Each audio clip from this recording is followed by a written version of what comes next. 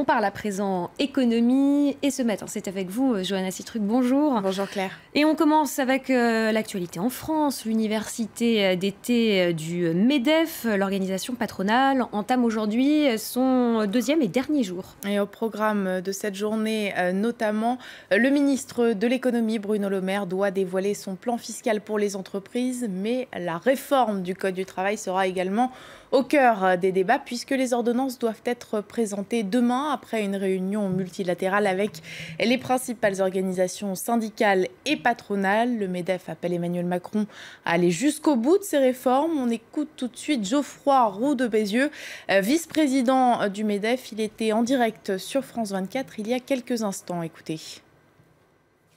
Nous, on va regarder globalement la cohérence de cette réforme, d'ailleurs à la fois la réforme du Code du travail et puis le projet de loi sur la fiscalité. On est à un moment charnière pour le pays, il y a un sentiment de confiance qui s'est installé indéniablement depuis l'élection d'Emmanuel Macron, un certain nombre d'indicateurs économiques sont passés au vert, notamment le taux de croissance.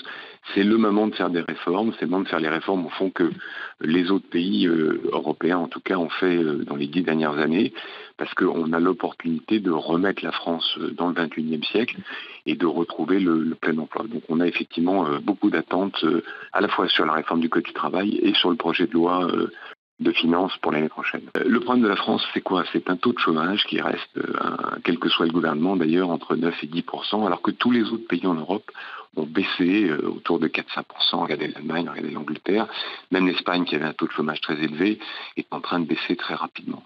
Et ils ont tous fait des réformes qui donnent de la souplesse au marché du travail, qui permettent effectivement de licencier dans certains cas avec un coût qui est raisonnable, c'est le principe de plafonnement des prud'hommes par exemple, mais qui permettent aussi d'embaucher. Aujourd'hui, vous savez, un chef d'entreprise qui n'a pas confiance, un chef d'entreprise qui n'est pas content, manifeste pas dans la rue, lui, il n'embauche pas. Et puis Emmanuel Macron s'est entretenu avec les premiers ministres belges et luxembourgeois hier pour parler de l'avenir de l'Union européenne. Et parmi les thèmes abordés, la directive des travailleurs détachés, elle permet aux salariés de réaliser des missions ponctuelles dans d'autres pays de l'Union européenne que le leur. Le problème, c'est que l'employeur continue de verser les cotisations sociales dans l'état d'origine du travailleur, ce qui, pour Emmanuel Macron, entraîne un dumping social, une sorte de concurrence déloyale qu'il veut combattre. Désormais, il peut compter sur le soutien du Luxembourg et de la Belgique. Écoutez.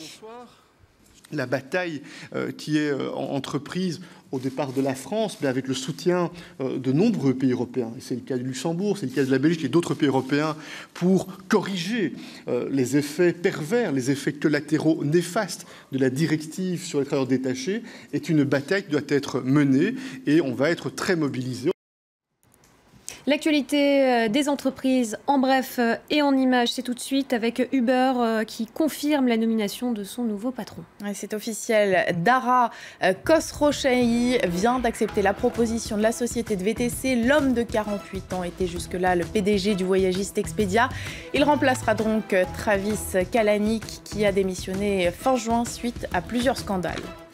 C'est bientôt la fin de Fox News au Royaume-Uni, une décision annoncée par sa maison mère 21st Century Fox. Le groupe de médias préfère se concentrer sur son projet de rachat de la chaîne Sky. Et puis Altice va investir 40 millions d'euros par an pour produire ses propres contenus, des films et des séries qui seront diffusés sur la chaîne que l'opérateur SFR vient de lancer. Une chaîne au budget conséquent, pas moins de 160 millions d'euros. Et pour terminer ce journal de l'économie, on va faire un point sur les marchés. Quelle tendance en Europe à l'ouverture? Eh bien, c'est une tendance à la hausse. Ce matin, à l'ouverture, Paris est à plus 0,62, Francfort plus 0,70 et Londres plus 0,50. On a donc un rebond des principales places boursières européennes et ce, malgré la remontée de l'euro face au dollar. Hier et pour la première fois depuis début 2015, la monnaie unique a dépassé la barre des 1,20 $, une appréciation qui pourrait, si elle se poursuit, pénaliser l'économie française. Axel May. C'est l'inconvénient majeur d'une monnaie trop forte, elle gêne la compétitivité des entreprises à l'export.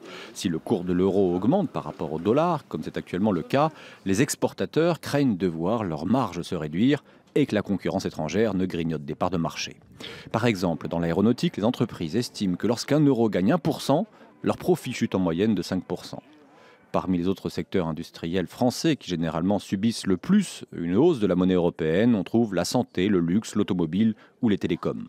Lors de la précédente hausse, en 2014, les experts avaient fixé le seuil de douleur, c'est-à-dire le niveau à partir duquel l'économie française est pénalisée, à 1,24 € pour $1. Mais il ne faut pas oublier non plus qu'inversement, un euro fort est réputé favorable au pouvoir d'achat des ménages qui portent la croissance. Et selon les dernières données de l'Institut national de la statistique, au deuxième trimestre, le produit intérieur brut français, c'est-à-dire la croissance, a encore progressé d'un demi-point. Merci beaucoup, Johanna. On vous retrouve demain. Je me tourne